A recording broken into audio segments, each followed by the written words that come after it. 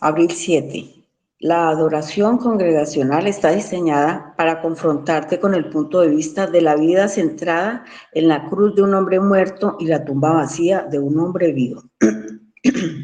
Hay dos temas de los que he estado escribiendo y hablando una y otra vez. Los mencionaré de nuevo aquí. Los seres humanos hechos a imagen de Dios no viven la vida con base en los hechos de su experiencia, sino en la interpretación de los hechos. Sea lo que sepas o no, fuiste diseñado por Dios para encontrarle sentido a las cosas. Eres un ser humano racional, incluso cuando no siempre lo demuestres, y tienes un deseo constante de darle sentido a la vida. Así que siempre estás pensando e interpretando. No estás respondiendo en sí a lo que está sucediendo a tu alrededor. Respondes a lo que hace sentido a tu alrededor. Esto significa que siempre cargas con una especie de filtro que te ayuda a encontrar el sentido de lo que sucede a tu alrededor. Todos creen en algo, todos asumen que ciertas cosas son verdad, todos tienen un sistema de conocimiento en sus vidas que les ayuda a explicar y entender el mundo. No hay nadie más influyente en tu vida que tú, porque nadie habla contigo más que tú. Nunca dejamos de hablarnos a nosotros mismos. Estamos en una constante conversación con nosotros mismos sobre Dios, sobre otros, sobre nosotros mismos, sobre el significado y propósito de la vida, sobre nuestra identidad, etc. Las cosas que te dices a ti mismo sobre Dios y la vida son profundamente importantes porque ellas forman y moldean la manera en que respondes a las cosas que Dios ha puesto en tu bandeja. Verás, siempre te estás predicando a ti mismo con una clase de cosmovisión o una clase de evangelio. La pregunta es, ¿qué es lo que te estás diciendo a ti mismo? Pablo argumenta de manera profunda que el evangelio de la cruz, del hombre muerto y la tumba vacía del hombre vivo, del Señor Jesucristo, el cual el mundo ve como una absoluta locura, es, de hecho, lo más sabio.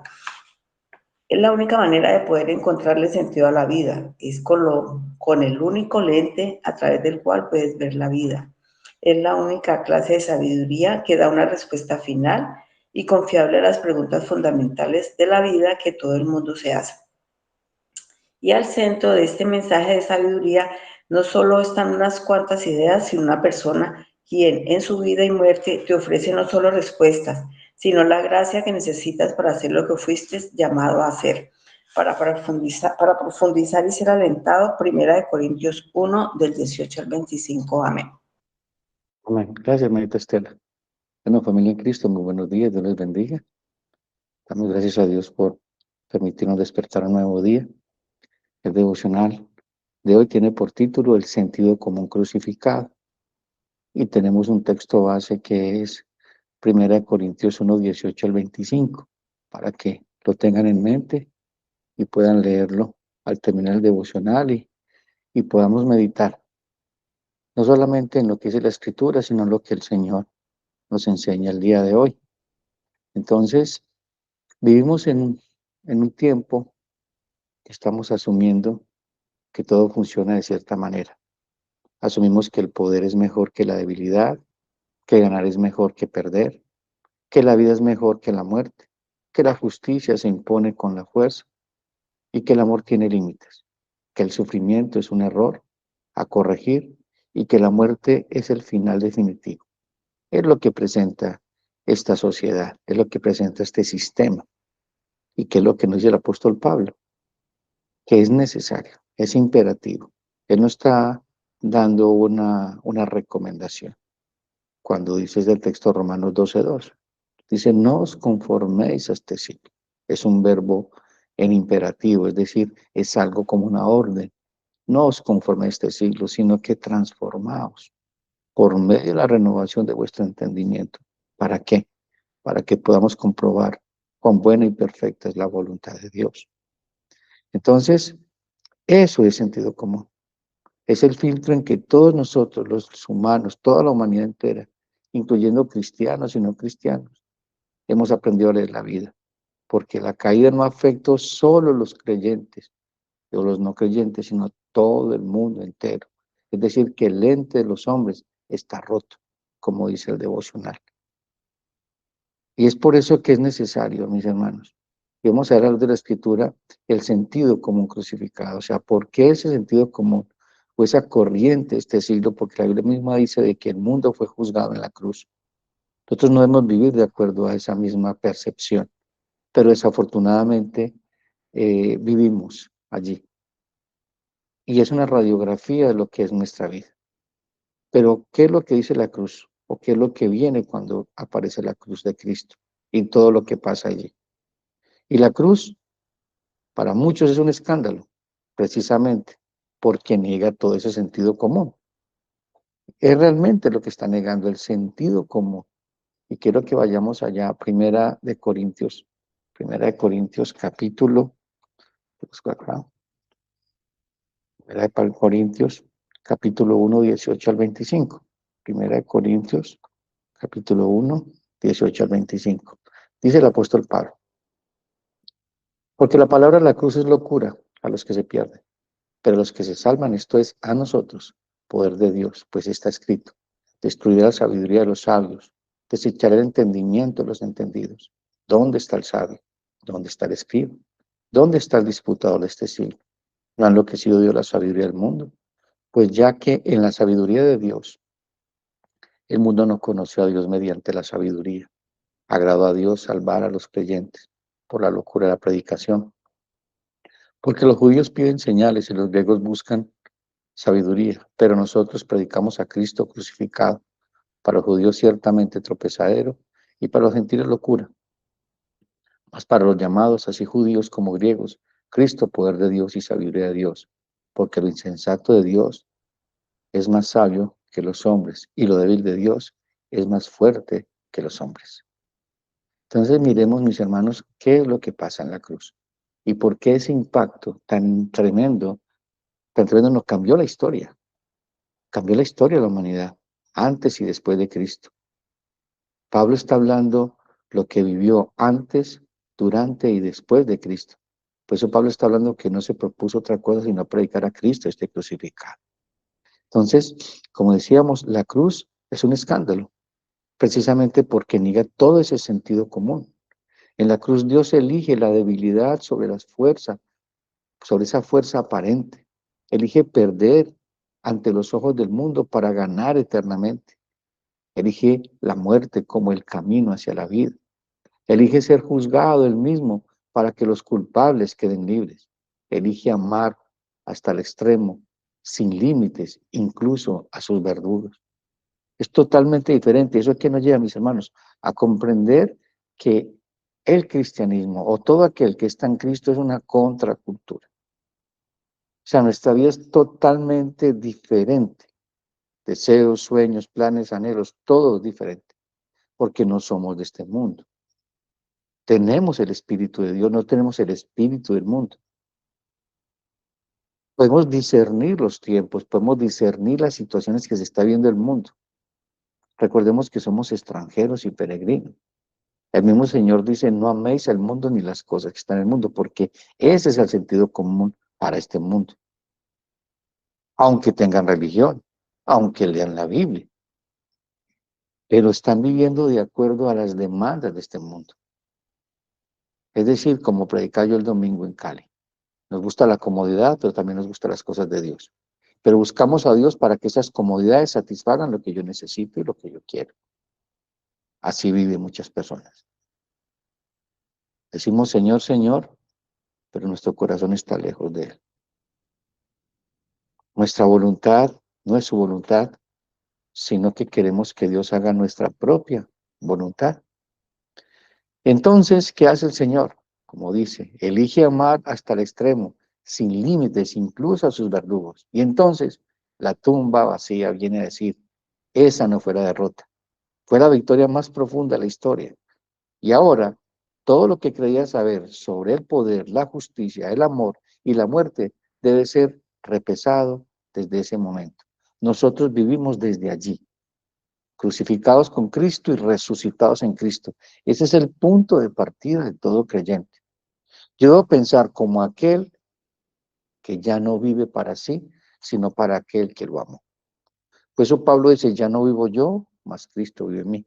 Y lo que vivo en la fe, O sea, lo que vivo siendo Pablo, o sea, en este lado de la eternidad, lo vivo en la fe del Señor Jesucristo, es decir, una contracultura. No de acuerdo al sentido común del mundo, sino de acuerdo a las demandas del reino de los cielos. Y recordemos que las demandas del reino de los cielos es justicia, el reino de los cielos no hay comida ni bebida, sino justicia, paz y gozo en el Espíritu. Así vive el creyente, con 3 puntos cardinales: justicia, paz y gozo en el Espíritu, pero también con otros 3, que es amor, esperanza, perdón, fe, esperanza y amor. Nosotros vivimos de esa manera, no de otra manera. Porque si estamos viendo de otra manera, desde otra perspectiva, de otro lente, estamos siendo arrastrados, estamos siendo deslizándonos y viviendo de acuerdo a la corriente de este siglo. ¿Y cómo es la corriente de este siglo? Miedo, incertidumbre, afanes de la vida, estrés, preocupación, miedo. Eso es lo que maneja el mundo y controla, y controla. Dice que el espíritu, el anticristo, perdón, el príncipe de este mundo cegó el entendimiento de los incrédulos para que no resplandezca el evangelio. ¿Y cómo lo hace? De acuerdo a ese sentido común de la humanidad caída. Y hoy quiero, mis hermanos, en esta mañana mostrarles que la cruz y la resurrección no son un capítulo más del cristianismo, son el lente a través del cual Dios quiere que cada página de tu vida sea leída. Vemos la crisis del lente roto. El devocional que leyó nuestra hermana Estela dice algo crucial. Los seres humanos no viven con base a los hechos de su experiencia, sino con base en la interpretación de los hechos. Y esto es profundamente bíblico, mis hermanos. Y nos muestra Génesis 3. Nos muestra que el primer pecado no fue solo una acción mala, fue una mala interpretación, es decir, una mala manera de vivir, o sea, de ver, una manera de vivir distorsionada, de ver distorsionadamente la voluntad de Dios. La serpiente no le mintió a Eva sobre los hechos. El árbol existía, la fruta era real. Le mintió sobre el significado de los hechos. Dios te está reteniendo algo bueno. Él no quiere que tú seas feliz. Eva interpretó mal a Dios y desde esa mala interpretación brotó la desobediencia. Pues que en 2 Corintios Pablo dice, capítulo 11, versículo 3, pero me temo que como la serpiente con su astucia engañó a Eva, que vuestros sentidos sean de alguna manera extraviados de la sincera fidelidad a Cristo. ¿Y de qué está hablando Pablo allí? Si usted anteriormente está hablando de los falsos pastores, de los falsos profetas, que vienen con falsas doctrinas. Es decir, cosas que parecen de Dios, pero no reflejan ni revelan el carácter perfecto de Dios. Entonces empezamos a malinterpretar a Dios y entonces al tener una idea equivocada acerca de Dios, de su plan de salvación, de todo lo que Él es, pues así vamos a vivir. Y ese es el gran error o la gran amenaza de las falsas doctrinas, de la corriente de este siglo, de las doctrinas de demonios, aunque parezcan muy buenas, van a hacer que interpretemos de una manera equivocada este mundo y todo lo que Él tiene. Y vamos a hacer que interpretemos mal la voluntad de Dios, aunque creamos que estamos haciendo la voluntad de Dios. Entonces, desde entonces, todo ser humano vive con una interpretación equivocada a la vida, un lente a través del cual damos sentido al dolor, al placer, al éxito, al fracaso, a la justicia, al amor y a la muerte. Y el problema es que por el pecado, nuestro filtro o nuestro lente está roto. Pablo dice en Romanos 1, 21 al 22, pues habiendo conocido a Dios, no le glorificaron como a Dios, ni le dieron gracias, sino que se envanecieron en sus razonamientos, y su necio corazón fue entenebrecido, profesando ser sabios, se hicieron necios. Hermanos, nuestra interpretación fundamental de la realidad está mal. El mundo, la gente de este mundo está con entendimiento entenebrecido, ajeno a la vida de Dios. Su lente está roto. Su percepción de Dios, de la vida, está totalmente equivocada, porque hemos excluido a Dios como el centro interpretativo de todo. Dios quiere que lo veamos todo a la luz de Él. Eso es lo que quería Dios con Adán y Eva. Porque es que el mal ya estaba. Satanás ya estaba en el huerto. Dios quería enseñar al hombre a interpretar correctamente el bien y el mal. Y eso es lo que nos hace Dios por medio de Jesucristo. Nos enseña a interpretar bien lo correcto de lo incorrecto, de lo falso a lo verdadero. Entonces ya podemos discernirlo, porque somos libres. El velo se ha caído. Ya no estamos ciegos, no somos esclavos del pecado. Hemos sido libertados, trasladados de las tinieblas al reino de su amado Hijo. ¿Qué es lo que dice 1 Pedro? Mas vosotros sois linaje escogido, real sacerdocio, nación santa, pueblo adquirido por Dios. ¿Para qué? Para que anunciéis las virtudes, escuchen esto, de aquel que los llamó a las tinieblas a su luz admirable. Él nos ha traído las tinieblas a su luz. Entonces ya podemos identificar las tinieblas. Antes no, porque estábamos en tinieblas. No sabíamos ni siquiera que era la luz, porque pensamos de que esas tinieblas eran luz para nosotros. Pensamos que el pecado era nuestra manera de vivir. No es que algunas veces pecáramos, sino que era nuestra manera de vivir pecaminosamente. Ahora vivimos en Cristo, redimidos por el Cordero, por causa de su muerte y resurrección. Que hay un pecado que mora en nosotros, claro que sí, pero nosotros ya identificamos cuál es ese pecado y vamos a la cruz de Cristo y sabemos de que Él es fiel y justo para perdonar nuestros pecados, para limpiarnos de toda maldad. Y vamos a estar en esa dinámica hasta el último día que estemos sobre esta tierra.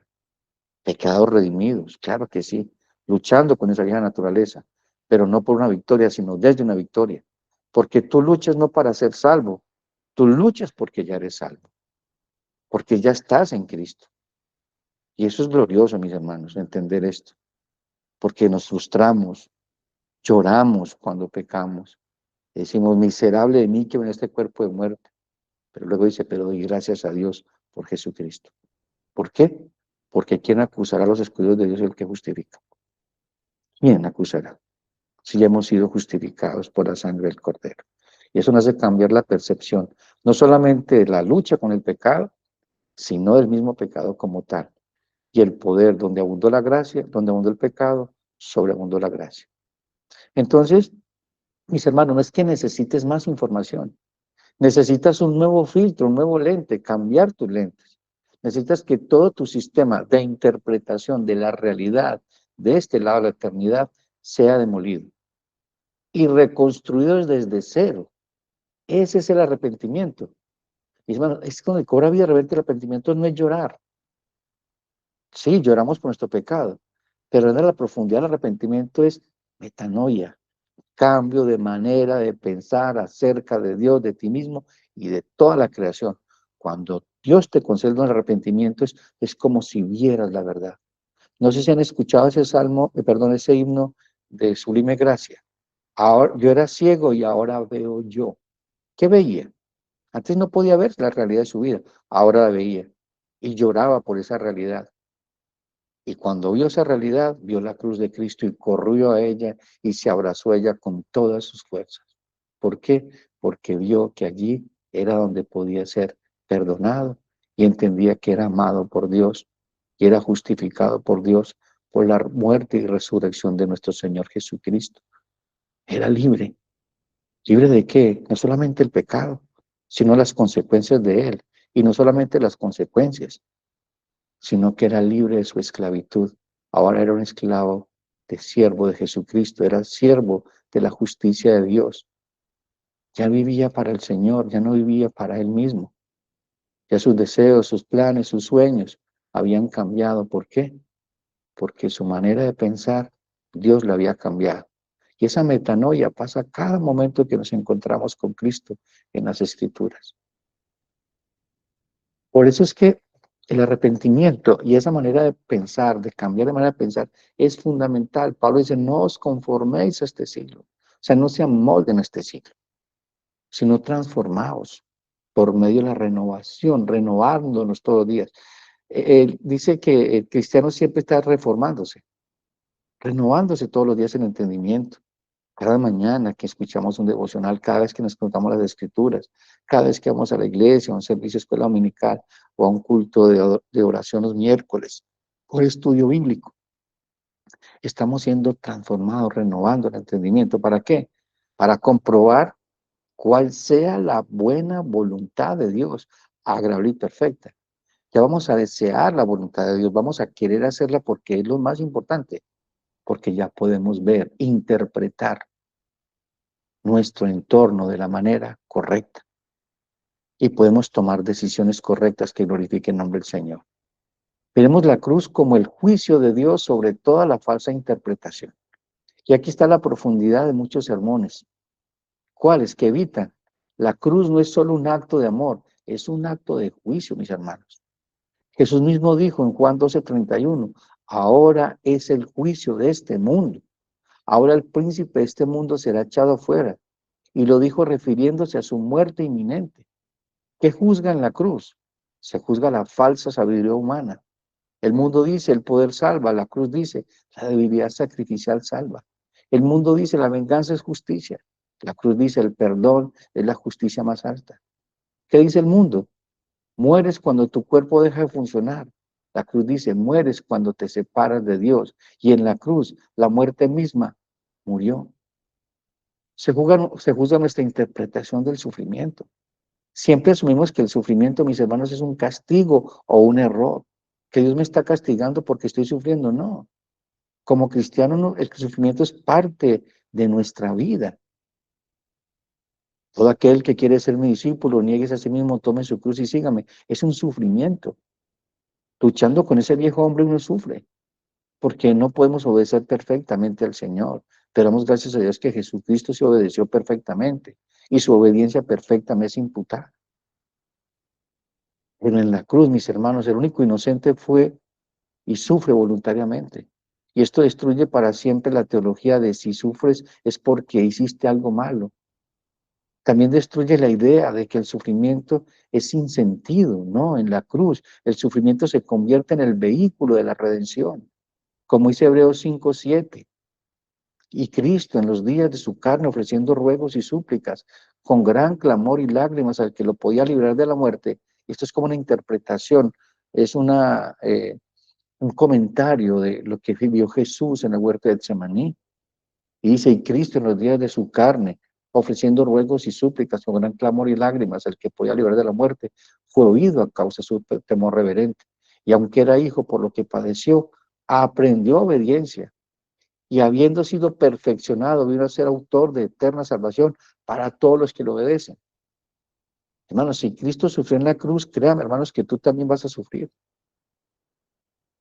Porque Dios nos está invitando a una crucifixión.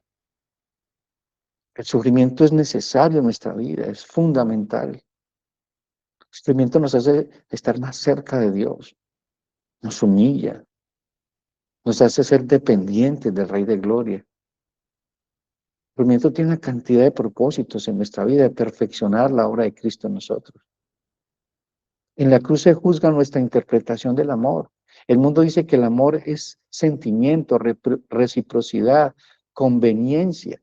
La cruz dice que el amor es entrega hasta la muerte, incluso cuando no eres correspondido. Hermanos, eso es tan ajeno al corazón humano que solo puede venir de Dios. Como dice Juan 15:12-13. Este es mi mandamiento, que os améis los unos a los otros como yo os he amado. ¿Y cómo nos amó? Nadie tiene mayor amor que este, que uno ponga su vida por sus amigos. Ahora miremos qué nos dice Pablo en 1 Corintios 1:18. La palabra de la cruz es locura a los que se pierden. La palabra allí en griego no significa simplemente algo tonto, significa algo que es lógicamente absurdo desde el sistema de sabiduría predominante. Pablo está diciendo desde cualquier sistema humano, la interpretación judía o griega, la cruz es sin sentido, no tiene sentido. Y ese es precisamente el punto. Dios está mostrando que todo sistema humano de interpretación está quebrado. Solo de la cruz puedes entender la cruz. Y hermanos, y es circular. Sí, porque la sabiduría de Dios no es un escalón más arriba de la humana. Es otra dimensión completamente diferente. Que dice Romanos 8:28, y sabemos que los que aman a Dios, todas las cosas ayudan a bien. Esto es otra dimensión. Es decir, todo lo que está pasando en tu vida está obrando para tu bien, pero si me está matando. Sí, está matando ese viejo hombre. Pero si me está doliendo, te está haciendo depender de Dios. Que es que ¿por qué Dios permitió que pecara en esto? Para que vea su cruz. Todo tiene propósito, es otra dimensión, mi hermano, es otra dimensión. Dice que todas las cosas lloran, a esto es a los que conforme al propósito son llamados. ¿Y cuál es el propósito de toda esa dimensión nueva? Porque al que los que antes conoció, también predestinó ¿para qué? Para que fuesen hechos conforme a la imagen de su Hijo, para que él sea el primogénito entre muchos hermanos. Todo lo que ha pasado en tu vida, antes de que conocieras a Cristo, mientras que conoces a Cristo y mientras que estás caminando con Cristo hasta que Él venga, es para llevarte a ser semejante a Él. Ese es el propósito de todo. No que seas una buena persona, no que seas rico o más sabio que los demás, no, para llevarte a ser semejante a Cristo. ¿Y eso que nos lleva a la tumba vacía? ¿Y eso qué es? La validación del nuevo filtro, una vida de resurrección. La resurrección, mis hermanos, no es un final feliz añadido, es la demostración de que el filtro de la cruz funciona para interpretar toda realidad. Recordemos que los discípulos fueron a unos, mientras que Cristo fuera crucificado, antes de ser crucificado, y después de que fue resucitado, fue diferente. ¿Por qué? Porque ya pudieron ver una verdad. El Espíritu Santo llegó sobre ellos y vieron que la muerte de Cristo y la resurrección era la única verdad, porque Cristo era la verdad, el camino y la vida. Y empezaron a caminar en Cristo, es decir, en el camino, porque estaban vivos entre los muertos, porque tenía sentido, propósito y dirección su vida. Ya estaban viviendo la vida eterna, desde aquí, desde ahora. ¿Estás viviendo desde esa perspectiva? ¿Desde qué perspectiva estás viviendo? ¿Desde la corriente de este siglo? Pues así es tu vida entonces. Pero con la resurrección Dios declara, lo que hice en la cruz no fue una derrota, fue el golpe más certero contra el pecado, la muerte y el diablo. Y ahora la muerte ya no es el final. El sufrimiento ya no es sin sentido. El fracaso ya no es definitivo, porque yo, el crucificado, estoy vivo y en mí todo puede ser redimido, dice el Señor. Hermanos, en Cristo todo puede ser redimido. No hay pecado que Dios no pueda perdonar. Eso es lo que dice Juan. Primera Juan dice, hijitos, no pequéis más. Y si alguno de nosotros hubiera pecado, abogado tenemos con Dios. El Señor Jesucristo y su sangre preciosa que nos limpia de todo pecado. Pero ¿qué te dice el enemigo? Ya el Señor no te va a perdonar. Volviste a pecar, volviste a hacer lo mismo. No te da pena, no te da vergüenza. Y usa la vergüenza para que no corramos a la cruz de Cristo, para recibir pronto y oportuno socorro.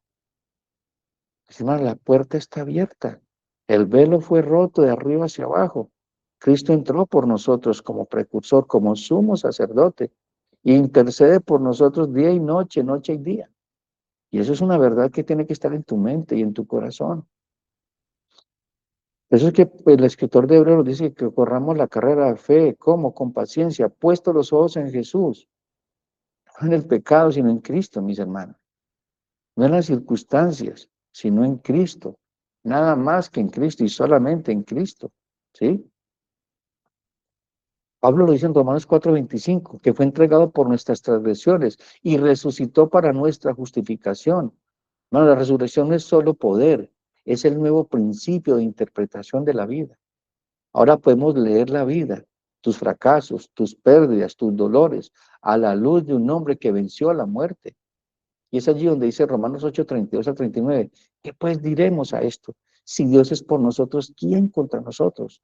El que no escatimonia a su propio Hijo, sino que lo entregó por todos nosotros, ¿cómo nos dará también con él todas las cosas? ¿Quién acusará a los escogidos de Dios? ¿Quién es el que justifica? ¿Quién es el que condenará? Cristo es el que murió, más aún el que también resucitó, el que además está a la diestra de Dios, el que también intercede por nosotros. ¿Quién nos separará del amor de Cristo? Tribulación o angustia o persecución o hambre o desnudez o peligro de espada, como está escrito. Por causa de ti somos muertos todo el tiempo, somos contados como ovejas de matadero. Antes en todas estas cosas somos ¿qué? Más que vencedores por medio de aquel que nos amó.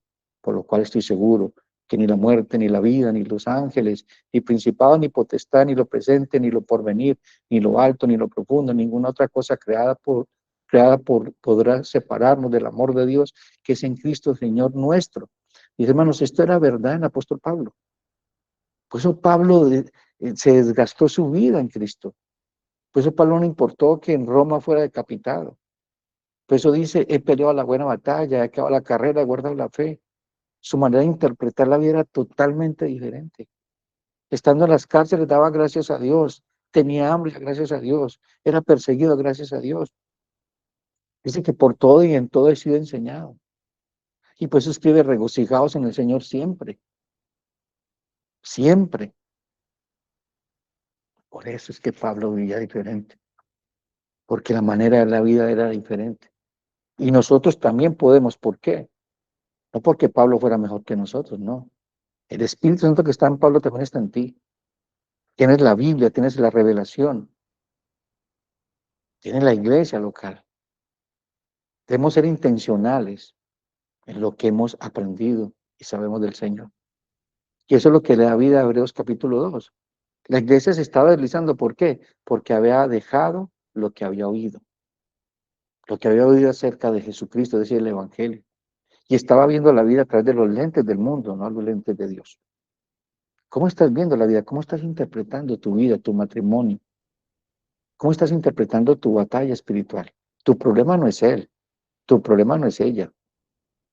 Sabemos que el problema está dentro de nosotros, ese viejo hombre, que el enemigo que está a nuestro alrededor, que ya lo vimos en un devocional. ¿Qué cosa es tu vida hoy? O sea, ¿qué cosa de tu vida estás interpretando como sin solución? Porque me estás mirando desde la tumba vacía, una relación rota, una enfermedad, un sueño muerto. La resurrección no te promete que todo se resolverá como quieres.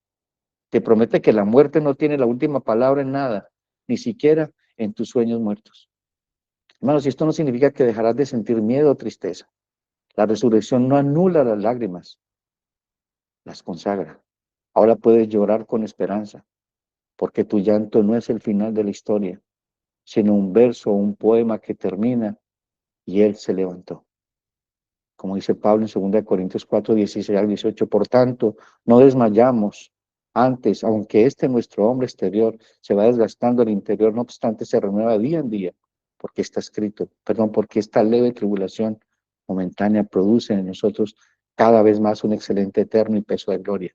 No mirando nosotros las cosas que se ven, sino las que no se ven, pues las cosas que se ven son temporales, pero las que no se ven son eternas, ¿sí? Si tú estás viviendo a la luz de las cosas temporales, todo lo que estás viviendo no tiene sentido. Y te vas a frustrar y te vas a amargar y vas a apostatar de la fe.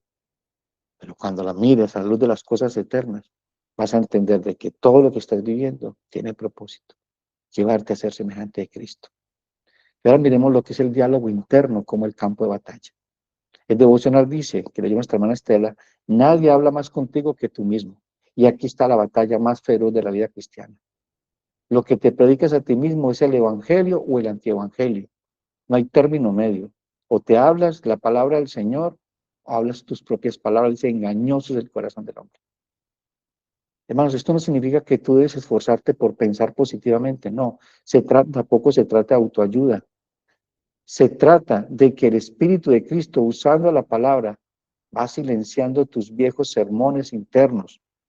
Te va enseñando a escuchar la única voz que tiene autoridad sobre la muerte, la del resucitado de Jesucristo. El contenido de tu diálogo interno no es solo creencias sobre Cristo, es Cristo mismo hablando a través de su Espíritu. Cuando Él te dice no temas, no es un consejo, mi hermano, es una palabra creadora que hace nacer la fe donde antes solo había miedo. La palabra de Dios dice que la fe viene por el oír la palabra de Dios.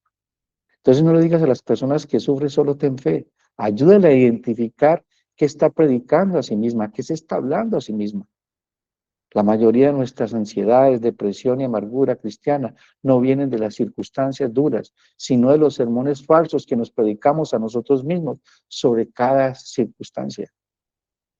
Hermano, nosotros como pastores no solamente somos alguien que consuela, es alguien que reentrena el diálogo interno de sus ovejas, Eso es lo que hacemos todos los días como pastores. Entrenamos para que tomen el Evangelio y lo pongan en práctica en su vida. Para terminar, la adoración congregacional como el taller del reentrenamiento y la reinterpretación. Ahora que entendemos por qué el devocional comienza diciendo, la adoración congregacional está diseñada para confrontarte con el punto de vista de la vida centrada en la cruz, de un hombre muerto y la tumba vacía, de un hombre vivo. La iglesia no es un club, mis hermanos, de personas que piensan igual. Es un taller donde semanalmente se nos recalibra el filtro interpretativo, toma nuestros lentes y aumenta la manera de ver las cosas. Porque nuestro filtro natural, el del mundo, el de la carne, el del diablo, constantemente se desvía. En la adoración, mis hermanos, la predicación confronta nuestra interpretación errónea de la vida y de la misma palabra. Cuando cantamos himnos, nos enseña a decirnos verdades teológicas en forma de canto. En la cena del Señor, nos vuelve a poner delante de la cruz y la tumba vacía de manera tangible. La confesión de nuestros pecados nos recuerda que nuestra identidad no está en nuestros fracasos, sino en Cristo. La comunión nos muestra de que ese nuevo filtro no es el individualismo, se aprende en comunidad. Estás yendo a la iglesia a que te recalibren o a que te confirmen lo que ya piensas. Porque si vas solo a escuchar lo que quieres oír, mi hermano, mi hermana, no estás adorando. Estás usando a Dios para validar tu viejo filtro roto. Y eso es fundamental, mis hermanos. Mi querida familia, vivir desde ese eje, es decir, desde esa verdadera cosmovisión. El universo tiene un eje, tu vida tiene un eje, tu futuro físico tiene un eje. Es un evento histórico, trascendente en nuestra vida, mi hermano. La cruz y la tumba vacía de Jesús de Nazaret, el hombre muerto que vive. Desde ese eje todo gira. El sufrimiento adquiere sentido. No es un castigo, puede ser redentor. El fracaso adquiere esperanza. La resurrección es más grande que mi caída. La muerte adquiere perspectiva. Es un paso, no un muro. El amor adquiere medida hasta el extremo. La justicia adquiere certeza. Cristo viene a juzgar. Cristo vuelve, Maranata, viene, Cristo vuelve. Este mundo de injusticia va a terminar en un juicio. El juicio de Dios que es justo y perfecto. Desde ese eje, mi hermano, tu diálogo interno cambia. Pero no porque tú te esfuerces, sino porque el Espíritu de Cristo va silenciando tus viejos sermones internos y te va enseñando a escuchar la única voz que tiene autoridad sobre la muerte.